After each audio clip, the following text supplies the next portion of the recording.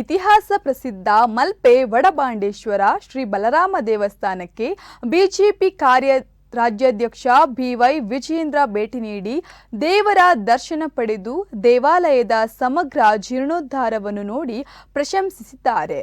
ಇದೇ ಸಂದರ್ಭದಲ್ಲಿ ಶಾಸಕರಾದ ಯಶ್ಪಾಲ್ ಸುವರ್ಣ, ಹರೀಶ್ ಪೂಂಜಾ ಹಾಗೂ ಮಂಗಳೂರು ಎಂಪಿ ಕ್ಯಾಪ್ಟನ್ ಬ್ರಿಜೇಶ್ ಚೌಟ ಹಾಗೂ ದೇವಾಲಯದ ಟಿ ಶ್ರೀನಿವಾಸ್ ಭಟ್, ಶ್ರೇಷ ಆಚಾರ್ಯ ಕಡೇಕಾರ್, ನಾಗರಾಜ ಮೂಲಿಗಾರ್, ಶಶಿಧರ್ ಅಮೀನ್, ಶರತ್ ಬೈಲಕೆರೆ, ಈಶ್ವರ್ ಜಿ ಸಾಲಿಯನ್ ಉಪಸ್ಥಿತರಿದ್ದರು.